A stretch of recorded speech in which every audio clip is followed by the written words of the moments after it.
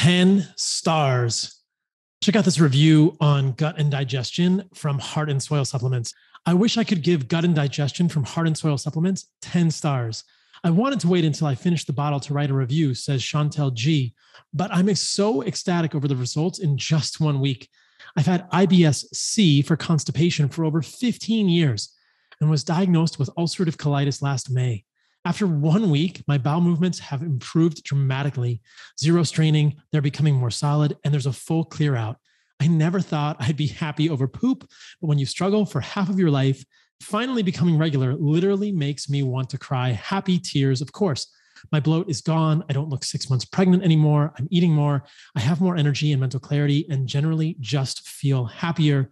If these are results that I'm getting in a week, I can't wait to see where I will be in 1 month.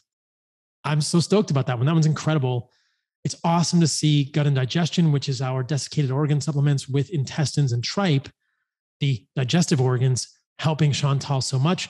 You can find all of our products at heartandsoil.co. That's heartandsoil.co. Our mission is to help you reclaim your birthright to radical health. And we do that by helping you get organs, nature's most nutrient-rich food, grass-fed, grass-finished, regeneratively raised animals that are desiccated, freeze-dried, exclusively from New Zealand and encapsulated into gelatin capsules. It's only packaged in glass because plastic is bullshit. Check us out, heartandsoil.co.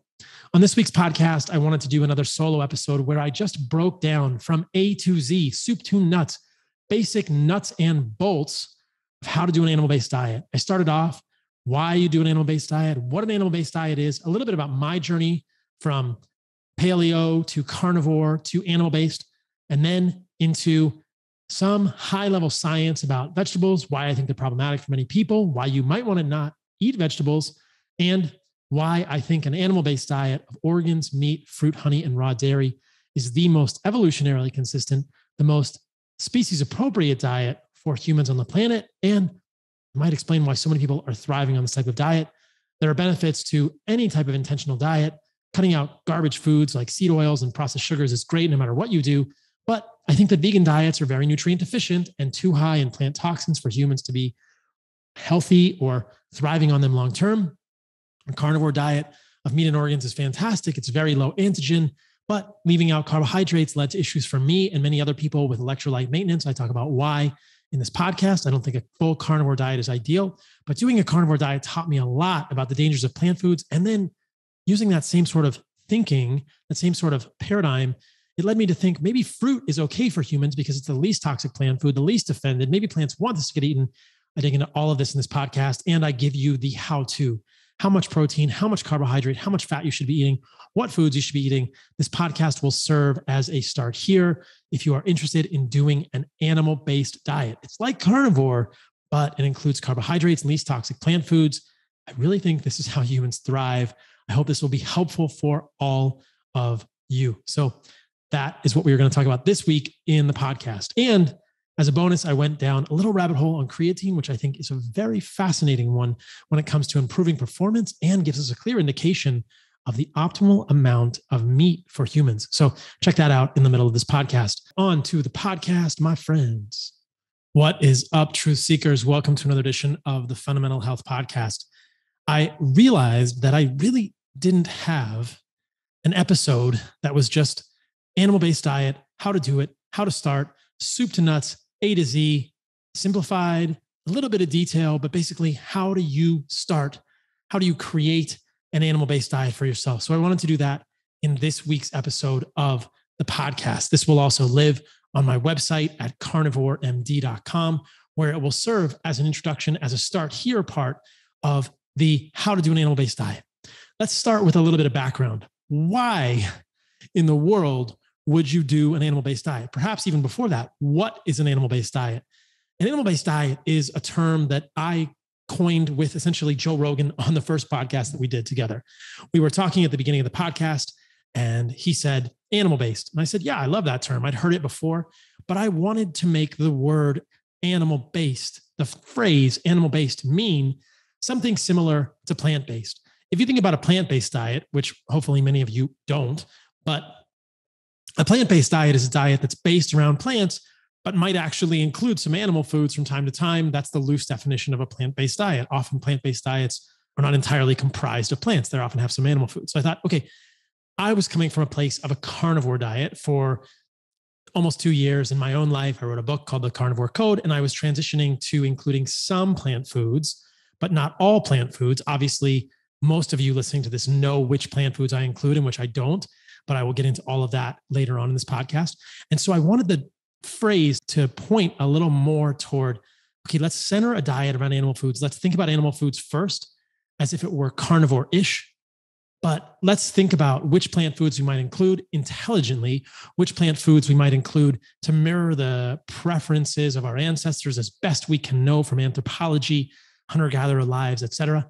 And looking at the medical literature, looking at the nutritional literature, are there some indications that certain plant foods are less toxic from humans if we decide to include plant foods in the first place? So that is what an animal-based diet is. An animal-based diet is a diet that is based around animal foods, that being organs and meat, and bone broth and bone meal or bone marrow, right? All of these pieces of the animal from nose to tail, with some additional plant foods that do not make up the majority of the diet or really aren't the focus of the diet, but can be included for color, variety, texture, etc. So that's an animal-based diet. And the attention here, the paradigm is pointing toward the notion that as humans, we've treasured these animal foods, these meat and these organs primarily centrally for the majority of our existence, really for the entirety of our existence as Homo sapiens. You can go back and actually look at human brain sizes and pre-human brain sizes in hominids, specifically habilines, that is Homo habilis, leading to Homo erectus, and see that when you transition from Australopithecus to Homo habilis, there was a massive increase in brain size, really a change in the slope of the growth of the brain as indicated by the cranial vault size, and then on to Homo erectus, et cetera, into Homo sapiens, most recently 350,000 years ago, et cetera. So what made that change? Pretty clear evidence that was hunting, that was eating meat. There's fossil evidence of bones that are damaged by hunting tools. There's fossilized evidence of hunting points, bifacial tools, Acheulean tools, mass animal graves, cut marks on bones from around 1.8 million years ago when the habilines were transitioning to Homo erectus, and even further back, maybe 2.5 years ago when Australopithecus was transitioning to Homo habilis. So meat and organs were, I think, there's a strong argument to be made, they were a huge catalyst, if not the single greatest catalyst for the growth of the human brain. Some, like anthropologist Richard Wrangham from Harvard, have argued that cooking was a major influence in the growth of the human brain. He argues that that was a major influence around 1.8 million years ago with the transition from Homo habilis to Homo erectus. I'm less convinced by this because we're already eating meat, and it's pretty clear that if humans want to eat cooked meat or raw meat, you still get basically the same nutrients. Now, the same cannot be true of plant foods. When you cook the plant foods, some of the nutrients are more bioavailable, especially in starches. So cooking may have influenced human access to calories from starches, but I don't think that access to starches was what caused our brains to grow. Perhaps more calories was an effective improvement in our life, but I don't think there were any unique nutrients in cooked starches throughout our evolution. I have trouble believing that fire was a major catalyst for that. I think it was probably just the cooking of meat or the fact that we were safer because we could defend our territory. We could move more freely. We could get more food by hunting animals more readily with fire. We could hunt them at night. We could protect our camps at night.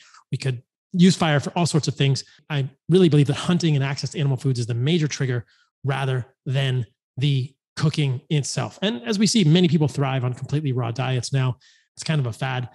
I've experimented with raw meat. We'll get to that later in the podcast. I like the taste of cooked meat. I eat some of my organs raw, but mostly I cook my meat every day. But if you want to eat raw meat, you can do it pretty readily, as we'll talk about in a little bit. So why an animal-based diet is preceded by the question of what is an animal-based diet? And that answer is, it is a diet that is consisting of nose to tail animal foods, which is organs and meat, also bones, tendons, bone marrow, etc., along with the least toxic plant foods, which I consider to be fruit. We'll talk a little bit about why later in the podcast. Honey is a food that lies at the intersection of animal and plant foods. It's made by bees from plants. Is it an animal food? Is it plant food? Do vegans eat it? Do vegans not? I don't really care.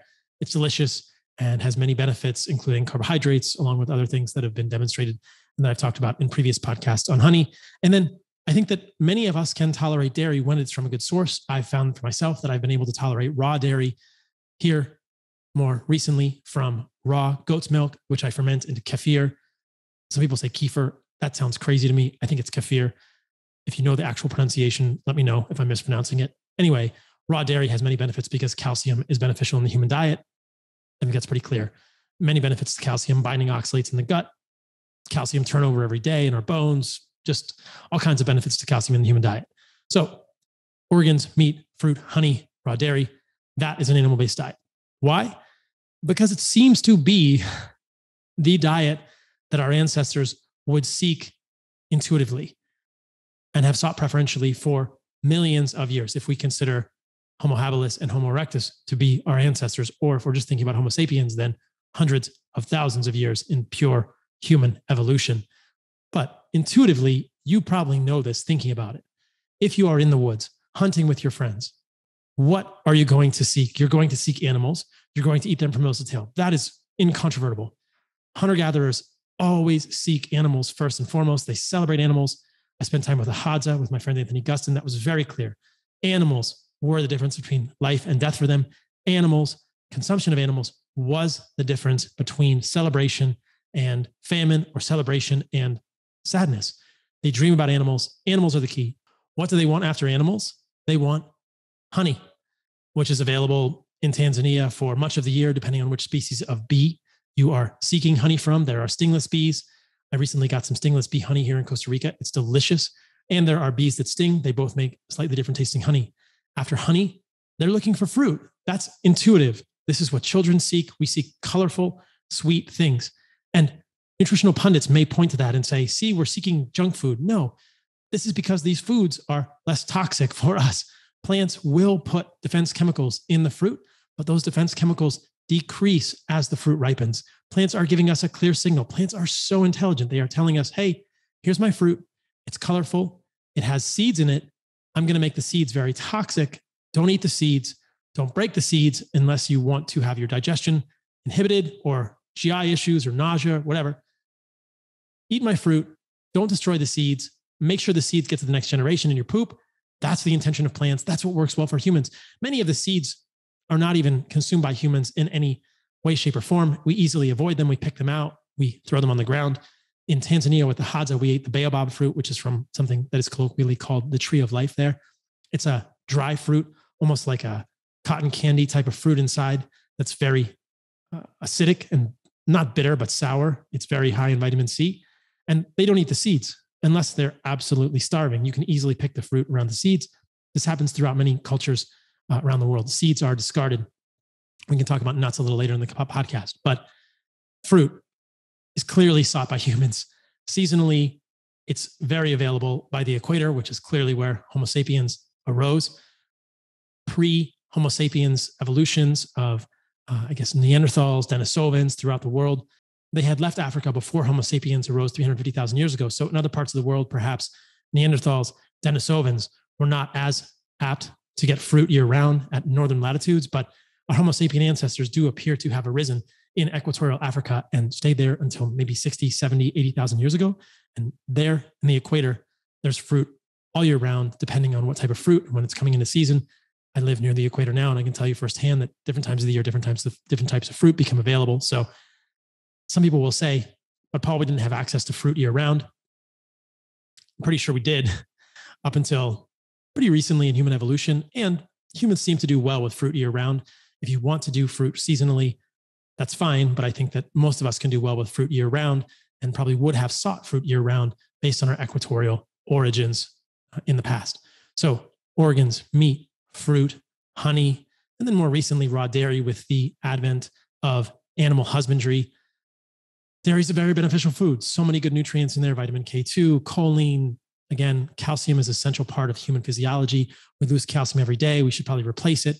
Calcium binds oxalate in the gut. There are many studies with colon cancer that show that on calcium replete diets, there's a lower incidence of colon cancer. Animal models of colon cancer often must make the mice or rats calcium deficient to induce colon cancers. Calcium is probably a beneficial mineral to have in the human body. Just like everything, it needs to be balanced. It should probably be taken in food form. I'm not a fan of any supplements. We'll get into that a little later in the podcast too. Why don't you just get your nutrients from food? That makes so much more sense to me. More bioavailable, essentially bioidentical. What we've been doing as humans for millions and millions of years. So in summary, an animal-based diet is born out of my original interest in a carnivore diet, which was a diet that was entirely based on organs and meat and animal fat and salt. Many benefits to that diet: improvement in mental clarity, improvement in mood, improvement in autoimmune conditions for me. Long-term, as many of you may know, I ran into electrolyte issues related to long-term ketosis. Short-term ketosis, probably beneficial for humans. Long-term ketosis, pretty clearly harmful for humans. Declining hormones, electrolyte issues. The actions of insulin are very important at the level of the kidney for proper sodium retention and other electrolytes. So many people in the ketogenic world run into electrolyte issues and just eat more and more salt. They just eat higher and higher doses of electrolytes. They'll take magnesium, they'll take potassium, they'll take sodium. It gets ridiculous. Just eat some carbohydrates and your body will have an insulin bump, a healthy insulin bump. A postprandial spike in insulin is not a damaging thing for humans. Do not fear postprandial insulin spikes. You don't want insulin resistance, but a postprandial insulin spike is completely healthy. That is normal human physiology, and it results in proper electrolyte maintenance because the actions of insulin are essential at the level of the kidney for that degree of electrolyte maintenance. You can see that from this study, which I will address a little bit later in the podcast as well. Insulin's impact on renal sodium transport and blood pressure in health, obesity, and diabetes. They say here that insulin has been shown to have anti-natriuretic actions in humans and animal models. Natriuresis is the loss of sodium. So insulin is resulting in retention of sodium.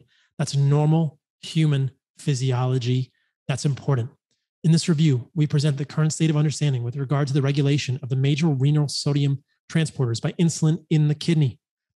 Several groups, using primarily cell culture, have demonstrated that insulin can directly increase the activity of the epithelial sodium channel, the sodium phosphate cotransporter, the sodium hydrogen exchanger type 3, and the sodium potassium ATPase.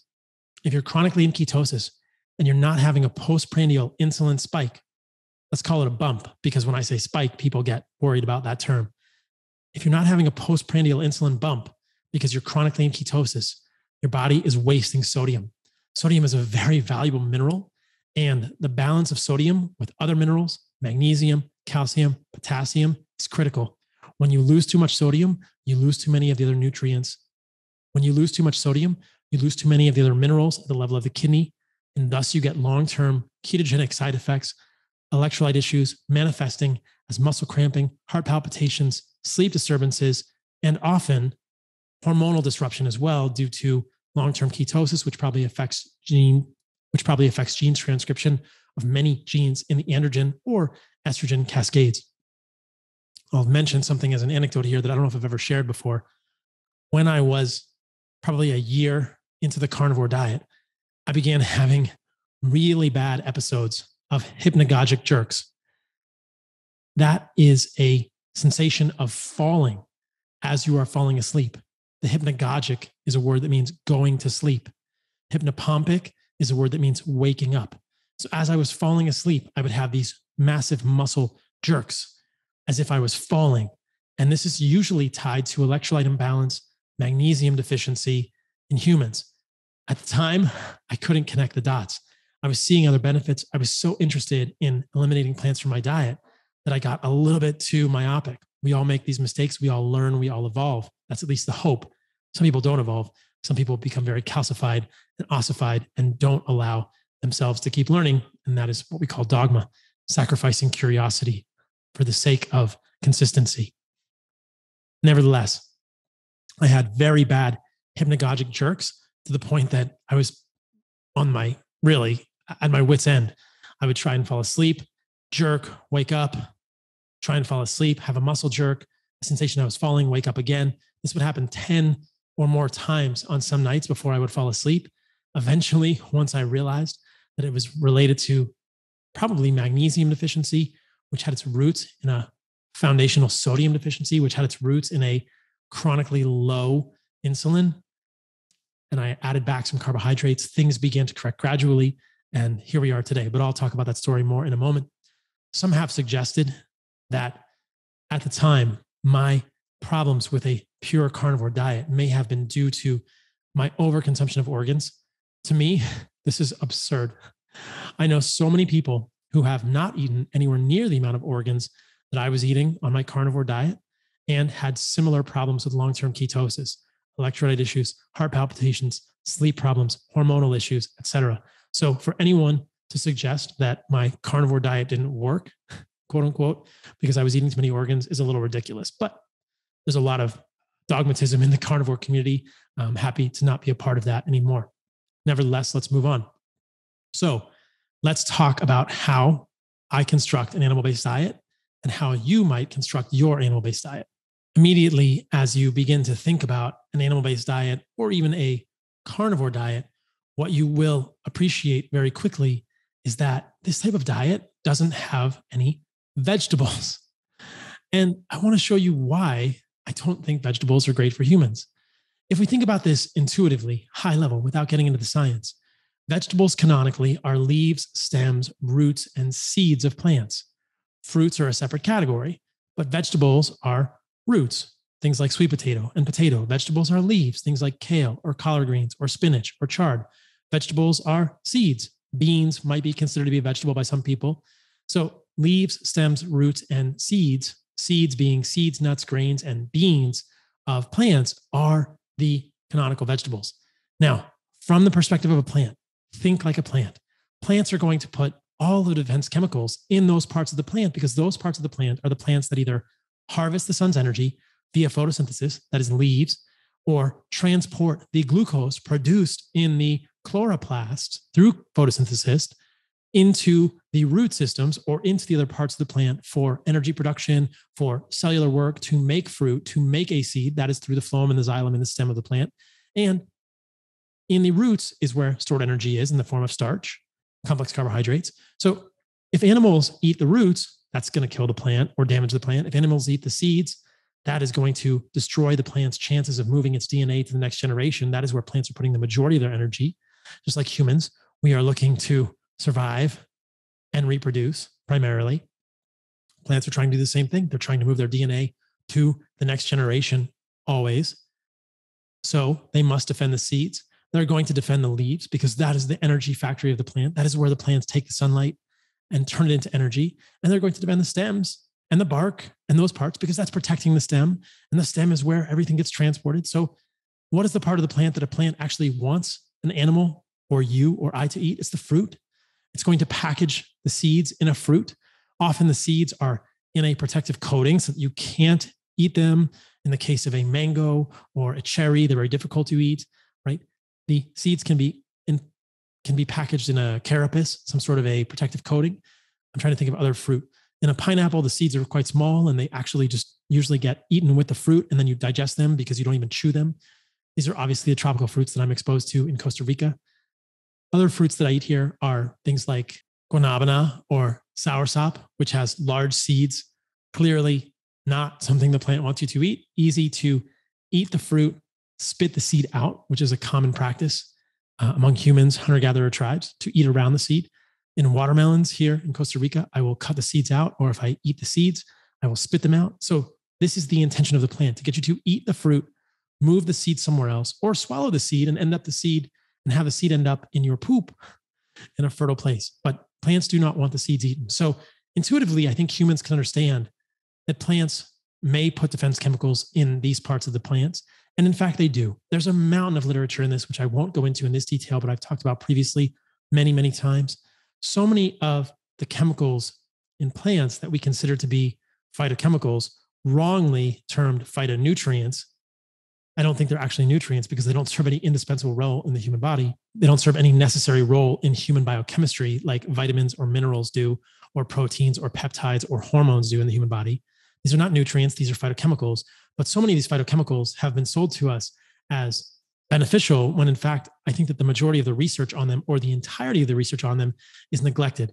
It's only a myopic view of the research that is considered. And that leads people to believe that they may have one beneficial effect when the other side effects, which I believe create a net negative effect of these chemicals in the human body, are often ignored. This is the case of molecules like turmeric, resveratrol, other tannins, etc. But there is a very interesting paper that I will show you. It's actually a chapter in the book, I believe, It's called The Toxicology of Naturally Occurring Chemicals in Food. And there's at least 100 pages here of interesting discussion of chemicals that are found in our foods, chemicals that are found in basically fruits and vegetables. But as we see, as we read this paper, in fruit, they are much lower concentrations than they are in the vegetables, that is the roots, stems, leaves, and seeds. But you can see here, if you're watching on YouTube, the Thanksgiving dinner menu and all of the chemical composition of the things on this menu. Carrots with carototoxin, myristicin, isoflavones, nitrate, radishes, glucosinolates, which many of you may know will inhibit absorption of iodine and incorporation into the thyroid. Nitrates, cherry tomatoes have glycoside, which is a problem, tomatine, which is a clear toxin. Celery has nitrates and psoralen. Psoralens appear to be able to become incorporated into the DNA at the level of our skin, perhaps leading to photosensitivity. You go on, they'll say, oh, roast turkey has heterocyclic amines and malondialdehyde. That's from the cooking process. That happens with basically everything. But lima beans have cyanogen glycosides, broccoli spears, L-isothiocyanate, glucosinolates, goitrin, nitrates, baked potato, amylase inhibitors. Those are digestive enzyme inhibitors. They have arsenic, they have chalcodine, they have solanine. These are all chemicals that are clear defense chemicals in these roots. Sweet potato, more cyanogenic glycosides, furan derivatives. Goes on here, beverages, coffee, tea, benzoate, acrylamide is in that, caffeine, which I'll talk a little bit later in the podcast, why I'm not a fan of coffee, chlorogenic acid, hydrogen peroxide, methyl glyoxal, tannins, which are clear digestive enzyme inhibitors, assorted nuts, aflatoxins associated with the mold in those foods. I will leave the depth of this paper to you all to read it. Phytoalexins in some food plants, alfalfa, not a good thing to eat. I've talked about that in a previous podcast. There are non-protein amino acids in alfalfa, which do lead to a lupus-like syndrome when consumed in excess in humans. Pea has pistatin, cinnamolphenols, 2-methoxychalcone. Soybeans have many xenoestrogens, or I should say phytoestrogens. Beans have phaseolin. Beans have other lectins. I mean, the list goes on and on and on here of the chemicals in these plants. So the question then becomes, are these chemicals benign for humans? Could their accumulation be causing issues for humans that are widely ignored by Western medicine? Western medicine doesn't think at all about diet as a cause or a fix for autoimmune or chronic disease conditions. This is one of the reasons I got interested in this work. As a classically trained physician, hopefully all of you listening to this podcast know that I'm a double board certified medical doctor. I went to the University of Arizona, did my residency at the University of Washington, and I don't practice medicine seeing patients anymore. I practice medicine doing education like this for people because it's something I've learned is a louder microphone and a better way to affect more lives positively for people. That is why I do what I do as a doctor now. But within Western medical education, we are not taught to think about diet. And one of the main reasons that I do the work I do is to call attention to the hypothesis, to the notion, to the question that perhaps autoimmune conditions are triggered in some people by the accumulation of these defense chemicals. Most of you know that in my mind, the first things humans need to do to get healthy are to eliminate seed oils and to eliminate processed sugars. But many people do those things, like myself, eating a very good Paleolithic diet of meat, lettuce, avocado, nuts, seeds, mushrooms, vegetables, and some fruit, and still have autoimmune conditions. In my case, I had eczema. So what happens when you eliminate seed oils and processed sugar and you still have autoimmune conditions? You still have aching in your joints. You still have inflammatory conditions. You still have lupus, Sjogren's, eczema, psoriasis, depression, anxiety. All of these conditions can be autoimmune, can be inflammatory in nature, and so many more. Rheumatoid arthritis, whatever. What do you do then? Well, the first thing many people do is eliminate gluten from wheat. Well, that's great. That's a good first step. Gluten is a lectin. It's derived from the seed of wheat, which we think of as a grain, but all grains are seeds. All seeds are highly defended. So that's one little seed that people get out of their diet that helps a lot. Some people will eliminate seed. Some people will eliminate soy. That's another seed. We think of it as a bean, but it's a seed. Okay, great. We're eliminating a few of the plant foods. Some people are very savvy. They end up with autoimmune paleo diets, and they will eliminate tomatoes, which are nightshades from the same family as potatoes or eggplants. Great. That's another potential trigger. That whole nightshade family can be triggering. Even fruit in the nightshade family can be triggering for humans. But that's where most people stop. I wanted to take it a step further and say, why don't you eliminate kale? Why don't you eliminate spinach? Spinach is full of oxalates. Kale is full of isothiocyanates like sulforaphane, which are going to be negative for your thyroid. And I think clearly net negative for humans. Why don't you eliminate all the beans? Because they're full of lectins. They're full of digestive enzyme inhibitors. Eliminate all the seeds. Eliminate all the nuts. Eliminate all of the roots, preferentially, even sweet potatoes. I know you guys love sweet potatoes and you love white potatoes, but eliminate all the grains, eliminate all the sweet potatoes. Just focus on organs, meat, fruit, honey, and raw dairy, and see how your autoimmune condition does. Then that is what I think is so interesting, because at that point, we have really maximized bioavailability of nutrients, absolute levels of nutrients as well, and we have minimized plant toxins. Sure, there might be a few defense chemicals in some fruit, but they're much lower levels than what would be found in vegetables. And I think that in this level, the benefits of these minerals and other trace nutrients found in these fruits outweigh the potential harms of those smaller amounts of plant defense chemicals. Originally, when I was thinking of a carnivore diet, I thought all plants were bad. Don't get any of the plant chemicals. I think that there's some wisdom in that. By eliminating all the plant chemicals, that's great. But then you end up with no carbohydrates in your life. And that's not a good place to be, as we discussed. So think about it from that perspective. What are the least toxic plant foods? What are the most nutrient-dense animal foods? Those being meat and organs. Basically, all animal foods are very nutrient-dense. If you combine those and you eliminate the vegetables, though we're told to increase the vegetables, I would say eliminate vegetables. And I will debate anyone on that and watch what happens. And the proof is in the pudding. See what happens for you. But I've seen it thousands of times over now that people will say, my eczema got better. My sleep got better. My anxiety got better. Whatever it was they were struggling with, it got much better. So one question I often get on social media is, will an animal-based diet work for condition XYZ? My answer is usually the same. Give it a try. It's a very low antigenic diet, meaning I think there are less of the things on this diet, much less of the things in this diet that are going to trigger problems for humans. These being the plant defense chemicals found in vegetables. And there are more of the nutrients that we need as humans with the focus on animal foods. And that is why I think you will thrive even more when you eliminate vegetables from your diet. I'm not going to go into all of the counter arguments in this podcast. I've addressed them in many others. I've had debates with people about vegetables, good, bad. All I would say is plant defense chemicals exist. There is a robust body of literature to at least raise the suspicion, the hypothesis, the question that they are problematic for many humans. Eliminate vegetables, that being roots, stems, leaves, and seeds, seeds being seeds, nuts, grains, and beans from your diet. Focus on organs, meat, fruit, honey, and raw dairy, and see how you do. I bet you will feel much better. Often I hear people have improvements, like I said, autoimmune disease, weight loss, mood, mental clarity, libido, body composition, sleep, and GI issues. So much less gas and bloating when you get rid of those vegetables. Interestingly, people in the plant-based circles have found ways to celebrate that, because the gas and bloating and GI distress with lots of vegetables in your diet are essentially unescapable. So if you can't beat them, join them, I guess is what they figured. If you know you're going to get lots of gas and bloating on a plant-based diet, you might as well celebrate it or pretend that it's good. There's nothing good about that.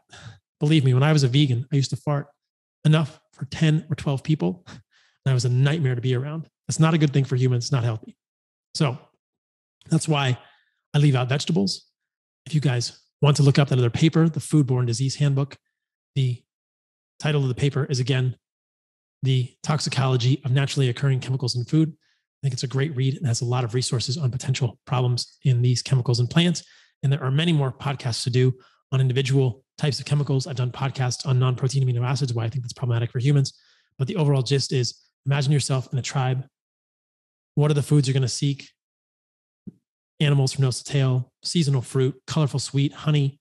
If you can domesticate a cow or a goat, you're probably going to milk it, and that's going to get fermented. It's going to be raw. Start with that. Salt is not bad for humans either.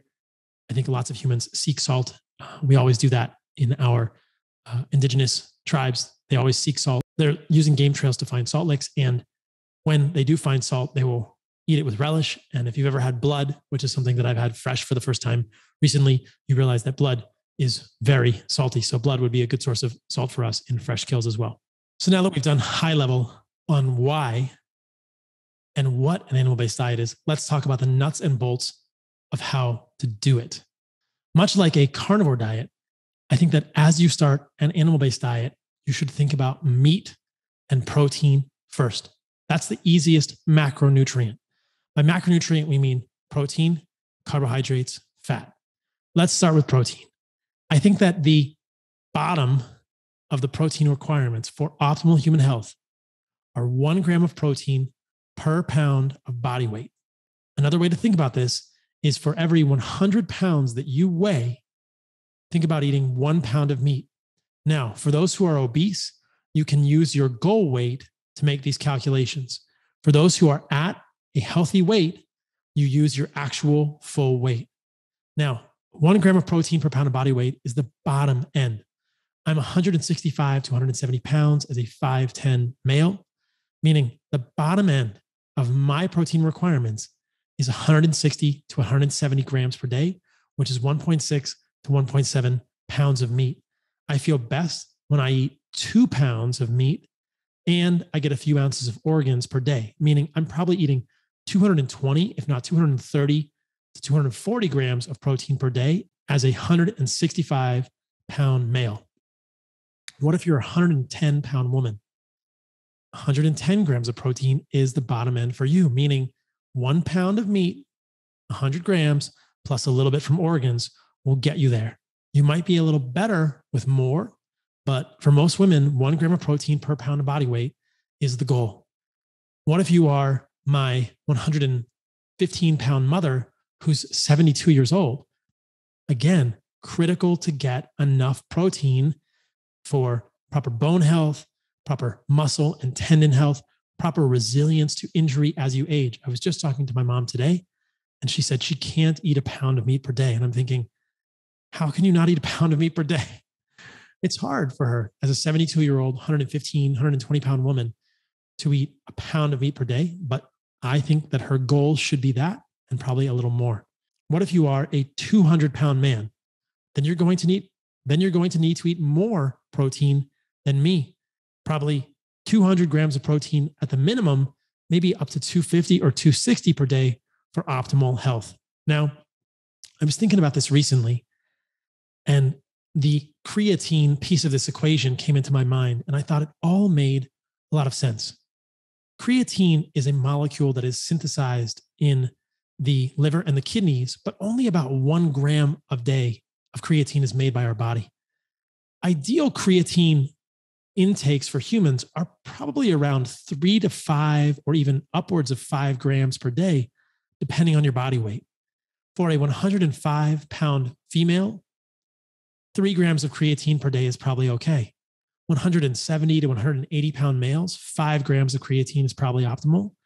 250 pound males plus, you're probably looking at 7 to 8 grams of creatine for optimal performance. And what does creatine do? Well, it serves as a phosphate donor in the muscles. 95% of creatine is in the muscles, and it serves as a phosphate repository and donor for ATP, that is our energy currency. Now, that all sounds well and good, but if you look at the actual research on the performance benefits of creatine, they are enormous. Many people would agree that there is no substance studied more than creatine, and no substance which has better performance enhancing effects than creatine. This is a study titled The International Society of Sports Nutrition Position Stand, the Safety and Efficacy of Creatine Supplementation in Exercise, Sport, and Medicine. This is, I believe, from 2017 in the Journal of the International Society of Sports Nutrition. They go on to say, studies have consistently shown that creatine supplementation increases intramuscular creatine concentrations, which may help explain the observed improvement in high-intensity exercise performance, leading to greater training adaptations. In addition to athletic and exercise improvement, research has shown that creatine supplementation may enhance post-exercise recovery, injury prevention, thermal regulation, rehabilitation, concussion and or spinal cord neuroprotection. Additionally, a number of clinical applications of creatine supplementation have been studied involving neurodegenerative diseases, e.g. muscular dystrophy, Parkinson's, Huntington's disease, diabetes, osteoarthritis, fibromyalgia, aging, brain and heart ischemia, adolescent depression, and pregnancy. These studies provide a large body of evidence that creatine can not only improve exercise performance, but can play a role in preventing and or reducing the severity of injury, enhancing rehabilitation from injuries, and helping athletes tolerate heavy training loads. I don't know how much more you could sing the praises of creatine based on that abstract. This study goes on to show the creatine phosphate shuttle system, essentially the physiology of creatine in the mitochondria and in the cytosol of cells, moving phosphate groups around, being donors for phosphate, and talks about muscle total creatine stores and compares our sad friends vegetarians with normal creatine loading or creatine loading with or without carbohydrates and protein from a certain study that is noted here in the graphic shown on the video portion of this podcast. But as you can see, vegetarians average around 100 millimole per kilogram dry weight creatine.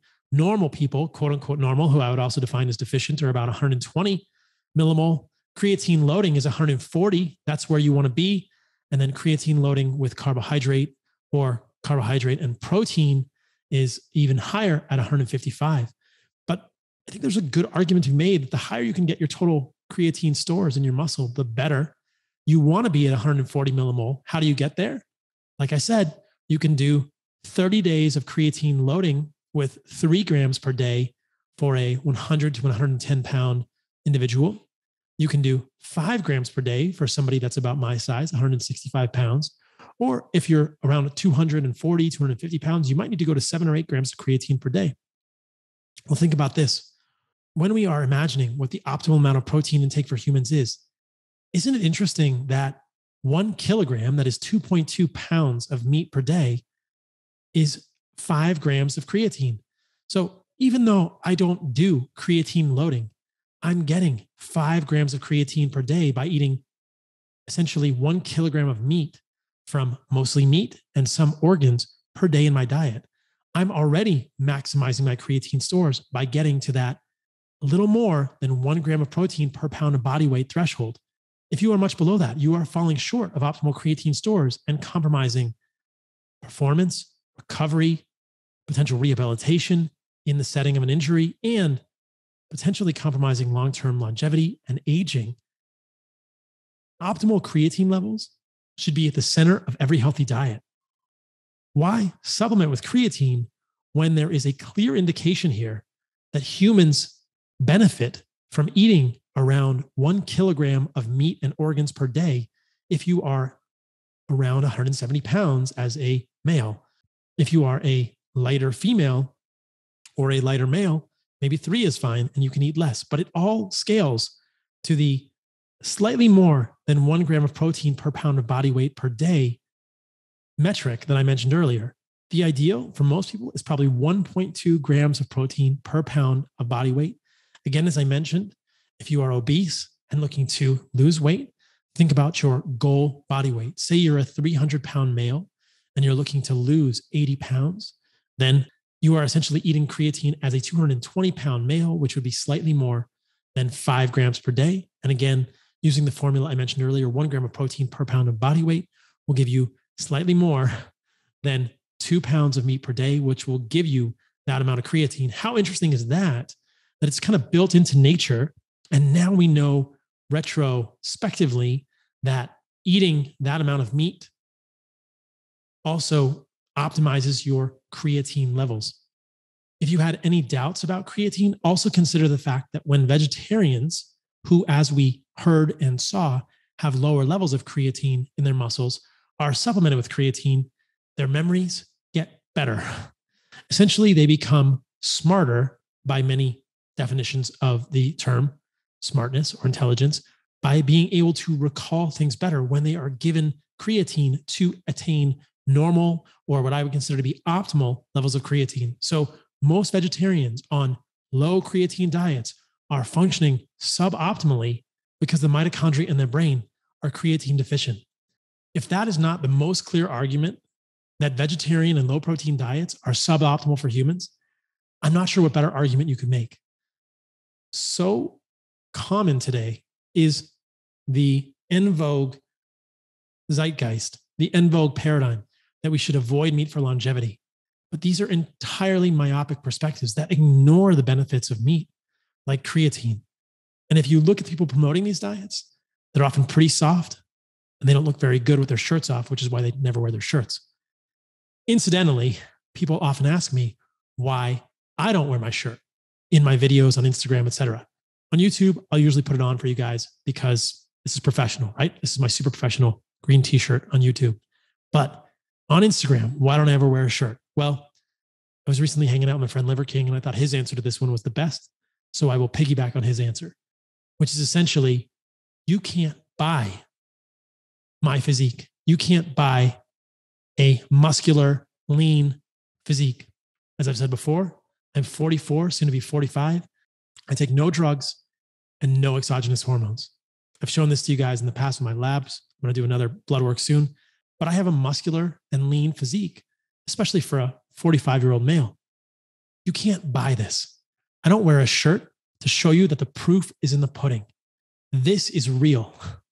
Show me a vegan that looks this good with their shirt off, who's eating low protein, who we can confirm isn't taking drugs or hormones, or using synthetic protein powders made from concentrates of proteins that are going to mimic amino acid profiles found in meat, and also supplementing with creatine, right? I don't have to supplement with anything because I eat organs and meat and fruit and honey and raw dairy, and I'm getting the things I need. Show me a vegan who doesn't supplement with anything who looks this good with their shirt off. It doesn't exist. The vegans who do not supplement with anything usually look bloated and are sarcopenic, which is a medical term for loss of muscle mass in the extremities and concentration of some adiposity in the core. That's just a fact, guys. I don't know what else to say. So protein, first macronutrient to focus on an animal-based diet. Second macronutrient, fat. You don't really have to worry much about fat.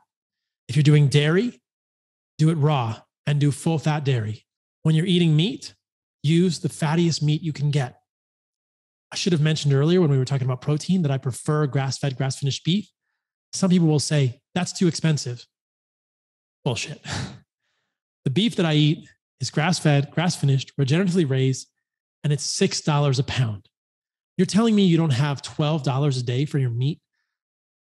I'm going to do an Instagram post about how I eat animal-based, the best animal-based I can, organic fruit, local glyphosate-free honey, local raw goat's milk, and grass-fed meat for less than $25 a day.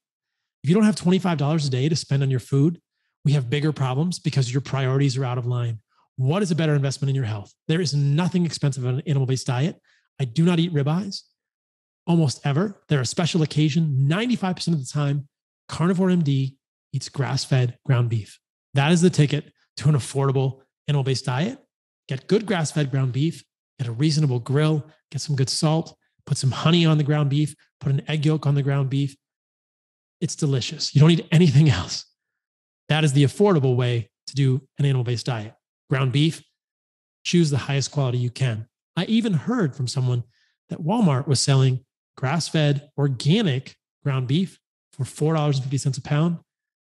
If we trust them, perhaps questionable, it's a pretty good deal.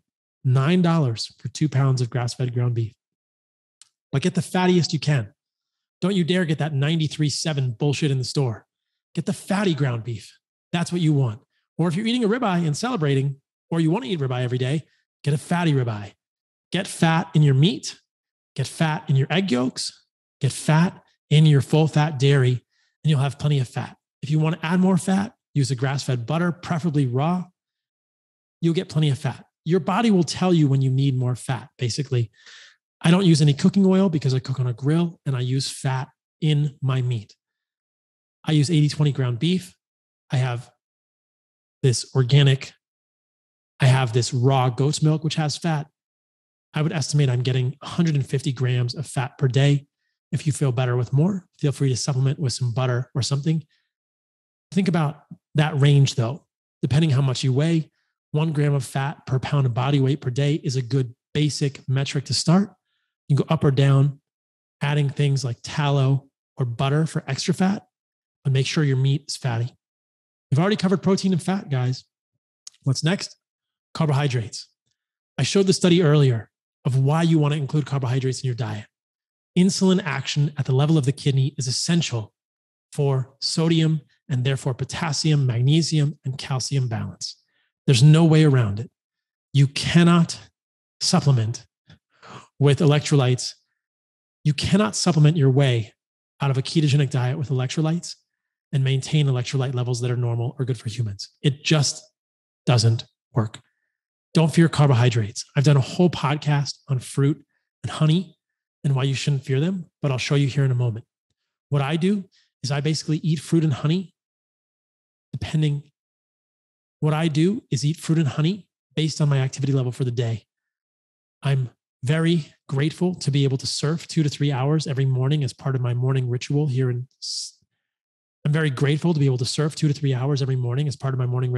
Costa Rica. That means I get a lot of activity. Throughout the day, I'll do pull-ups, I'll do push-ups, I'll do dips, I'll do sissy squats, I'll do reverse Nordics, I'll hit the punching bag. I maintain a low level of activity throughout the day. Some days I'll actually put weights on the barbell and do front squats or overhead press. Some days I'll skateboard in the afternoon. I don't do massive muscle workouts because my main focus is mobility. It's ligament and tendon strength, and it's being in the ocean and surfing and keeping a good tan. But I do like to move throughout the day between breaks and work.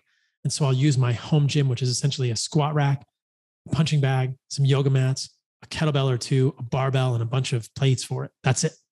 Pull-ups, dips, etc. So I talked about that. I've done a little bit online about my workouts. I can do a whole podcast on my workouts if people want. I don't think there's much magic in my workouts. Maybe the magic is the fact that I don't overdo the workouts, and I try very hard not to overtrain and to focus on what my goals are, which I said is longevity in surfing, which is my favorite way to move in nature ever. My main goals are to maintain longevity, resilience in my surfing, because it's my favorite way to move in nature. So, why should you not fear fruit? Well, consider these 2 studies, which I have spoken about before, but are so cool that they are worth repeating over and over and over. I have done a whole podcast on this. The effect of 2 energy-restricted diets, a low fructose diet versus a moderate natural fructose diet, natural fructose being fruit, on weight loss and metabolic syndrome parameters, a randomized controlled trial. This is not observational. This is randomized controlled. This is by Rick Johnson. Okay. So what they say here, each intervention diet was associated with significant weight loss compared to baseline, meaning that a low fructose diet overall or a moderate natural fructose diet, what they did in the study was they took out all synthetic, quote unquote, sources of fructose, high fructose corn syrup, sources from people's diets. Everyone improved. In one group, they allowed them to include moderate amounts of fructose per day, leading to between 400 and 600 calories per day from fruit. And they looked to see what happens. Guess what? Eliminating processed fructose was the main mover. When people added back in moderate amounts of fruit, there was no decline in the benefits. In fact, what they say is weight loss was higher in the moderate natural fructose group than the low fructose group. Compared with baseline, each intervention diet was associated with significant improvements in the secondary outcomes, those being metabolic syndrome parameters, insulin resistance, etc. This study is a good exoneration of fruit, and you can see it here. Differences in diet compositions at baseline and among intervention groups. There were 480 calories from fruits in the 1500 kcal group, 540 calories from fruit in the moderate fructose diet, 1800 kcal group, and the same 540 calories from fruit in the 2000 calorie diet. Now, all of these diets are much lower than what I do. I'll talk in a moment about how many calories I do, but you can see that 540 calories from fruit. Fruit is fructose and glucose, but all of those carbohydrates are 4 calories per gram. You're looking at over 100 grams of fruit in these people. And there was no decline in the benefits, that being weight loss or improvements in metabolic syndrome parameters. And in the moderate natural fructose group, there was a decline in uric acid, which is just as big as the no processed fructose group, meaning that 100 grams of fruit per day did not raise uric acid one bit in these people. Do not fear fruit. This is a randomized controlled trial showing this. And I've seen it myself in my own diet many times over. I'm now eating probably 200 to 250 grams of carbohydrates from fruit and honey. My uric acid remains below 4 milligrams per deciliter. I do not have insulin resistance, diabetes, or obesity, clearly. My fasting insulin remains lower than 3. My C-peptide less than 0.5. Show me any physician who's an author of that study that can claim those metrics. I would doubt it. One more study to just quickly show you the exoneration of fruit. The effects of red orange juice intake on endothelial function and inflammatory markers in adult subjects with increased cardiovascular risk. Many will say, okay, fruit is all right, but don't do fruit juice. Well, here's red orange juice that shows 7-day consumption. It improves endothelial function and reduces inflammation in non-diabetic subjects with increased cardiovascular risk. So why is this red orange juice so bad for humans? I think that basically the key here is that processed fructose is not good for humans.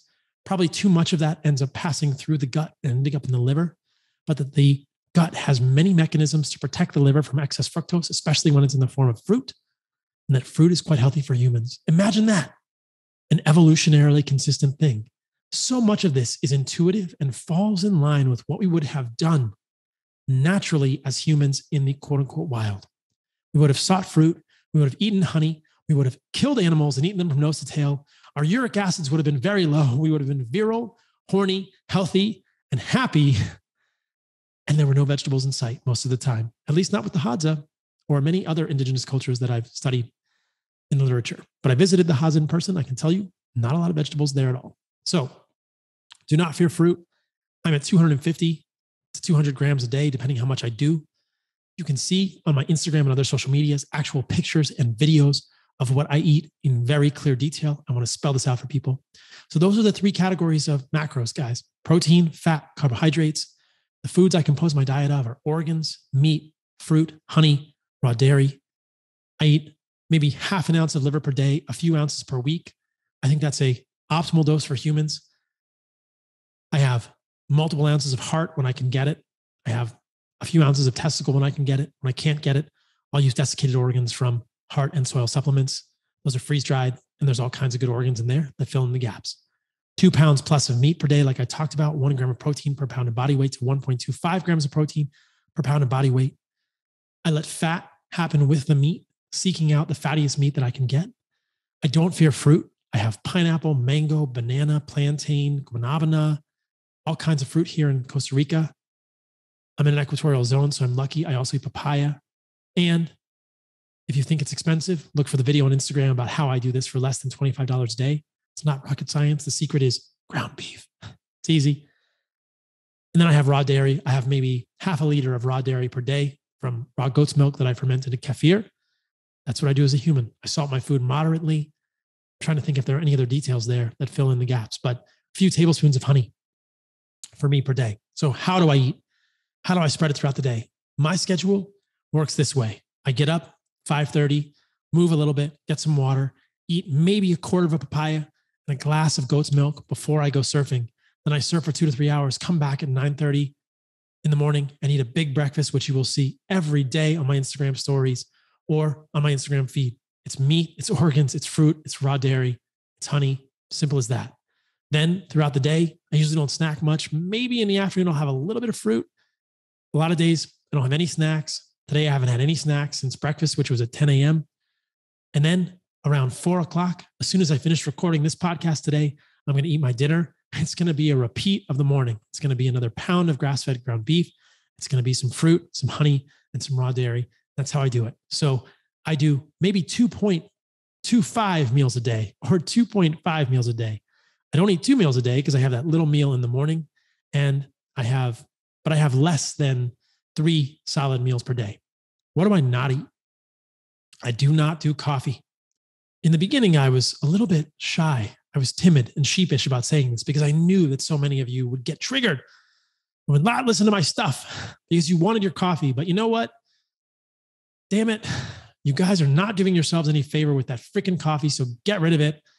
I've done an Instagram reel about this. I just want to show you some evidence that caffeine is harmful for humans. I see reactive hypoglycemia.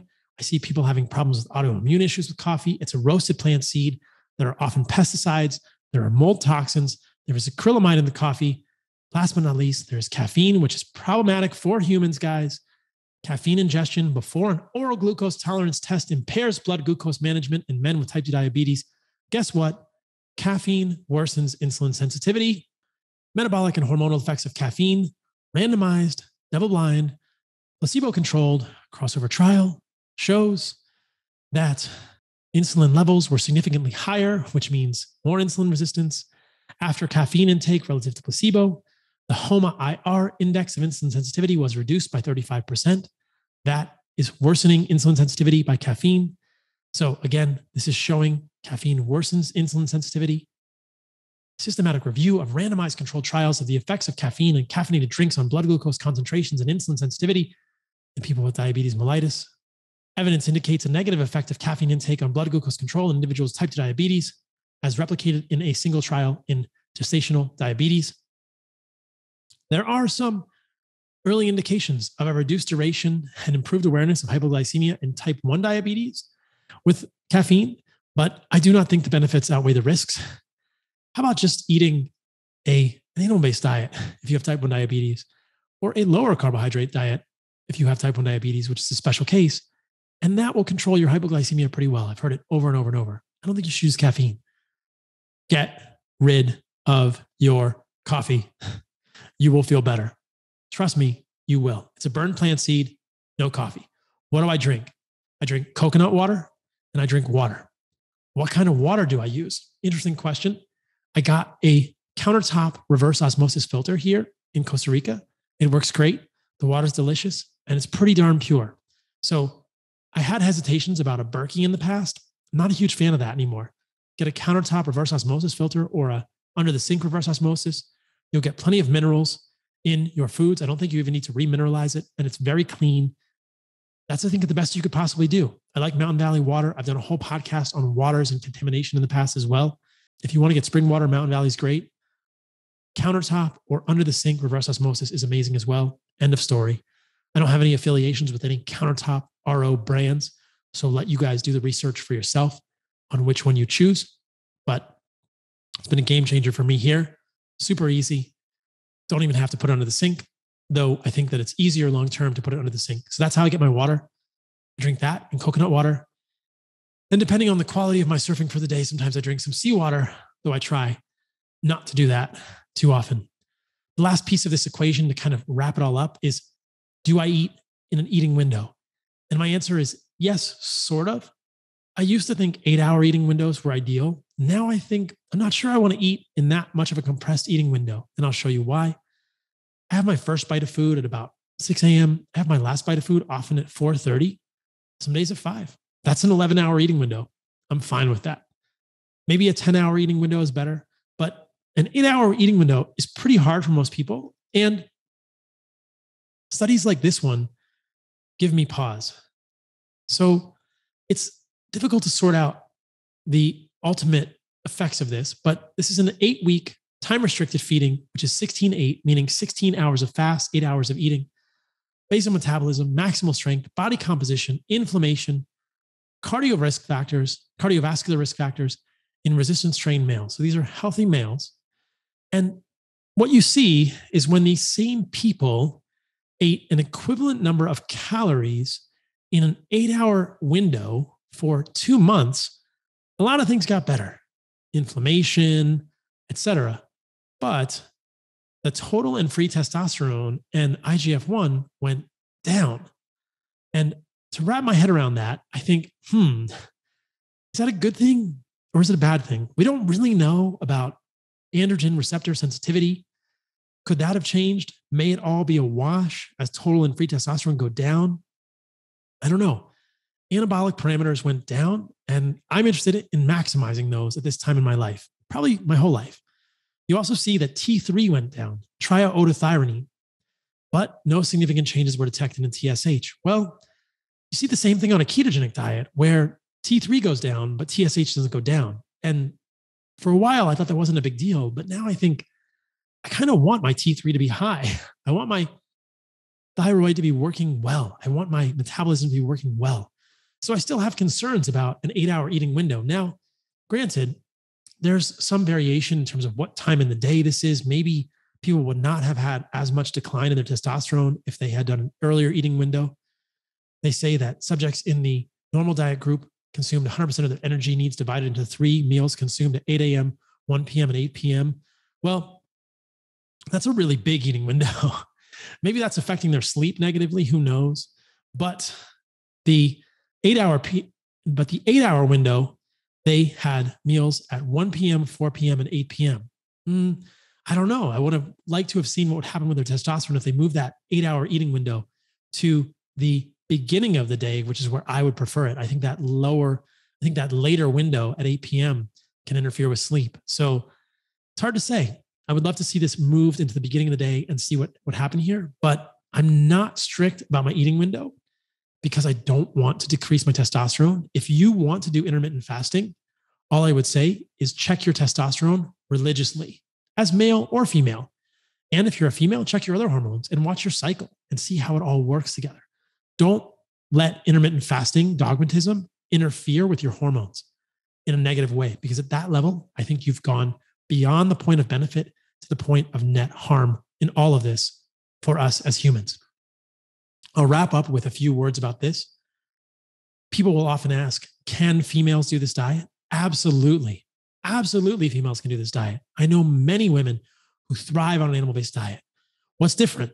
Not a whole lot. The protein requirements will be based on body weight for men and women. I think based on cycle throughout the month, women may crave more carbohydrates in the luteal phase. Go with that, eat more carbohydrates, but try to get the minimum amount of protein even in the luteal phase of your cycle if you are a cycling female. Otherwise, it's about the same. A little bit of liver, some other organs, fatty meat, salt, raw dairy if you like it, moderate amounts of carbohydrates from fruit and honey, depending on what you're doing in the day. This diet works great for females. Why wouldn't it? This is a human diet, not a male diet or a female diet. It's a human diet. It's a Homo sapiens diet. It's an evolutionarily consistent diet. It's an animal-based diet. Hopefully this podcast helps lay it out for you guys. I know I rambled a little bit in the beginning. I gave a lot of high-level science. I didn't go too deep in the weeds on this one. I wanted it to be a reasonable length podcast, even though it's probably a little long for most people. It just lays out how to do an animal-based diet so that many of your questions will be answered by this. How I eat, what I eat, when I fast, if I do, it's all there. I don't worry about food combining. I don't think fruit and meat have any problems being combined with humans. That's too granular. And I just think it's wimpy to worry about that. Your digestion will be just fine. So that's it for this podcast. Like I said, it will live on the carnivoremd.com page where we will be building a Start Here resource for animal-based diets in the near future. So if it's not there when you go to look, check back in a few weeks because we're building it right now so that anyone who has questions about how to build an animal-based diet will be able to refer back to this podcast and start from there. You can always shoot me a message in my DMs. I try to get to some, but there's too many for all of them. And I hope you guys are thriving. And now it's time for me to go eat some dinner, get some evening sun, walk on the beach, maybe do a little bit of movement, maybe jump in the ocean, and probably go to sleep early so I can get up and surf tomorrow.